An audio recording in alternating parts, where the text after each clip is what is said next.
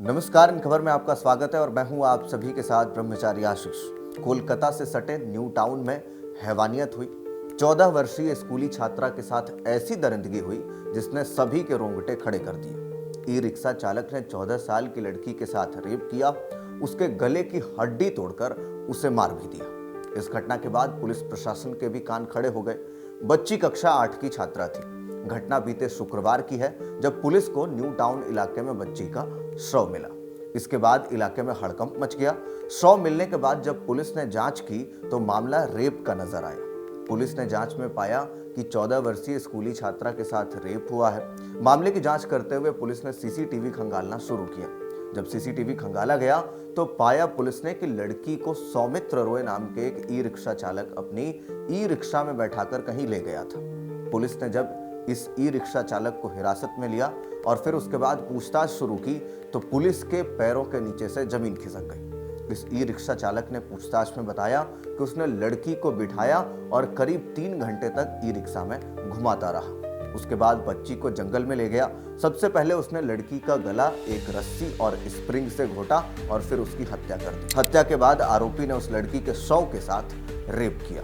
लड़की को पहले इसने संतरा देकर बहलाने की कोशिश की।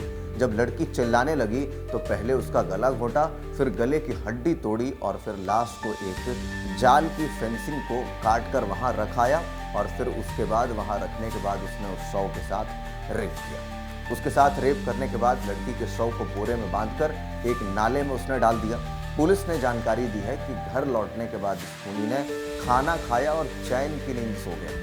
घटना के बाद जब पुलिस ई रिक्शा चालक के घर पर उसे लेकर क्राइम सीन रिक्रिएशन के लिए पहुंची तो उसने अपना जुर्म अपनी पत्नी के सामने ही कबूल किया और फिर उसके बाद उसने पोल खोली और फिर पूरे विस्तार से इस पूरे प्रकरण को उसने पुलिस के सामने बताया। हत्यारा ई रिक्शा चालक ने इसके पहले भी एक शादी की थी।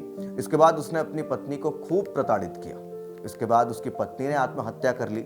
डीसी न्यू टाउन मानव सिंगला ने कहा कि आरोपी ने अपना गुनाह खुद कबूल कर लिया है।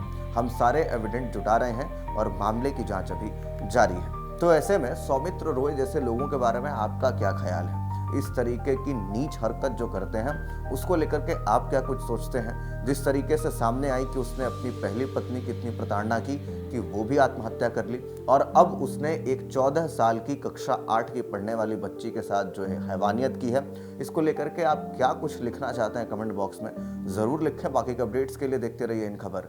धन्यवाद।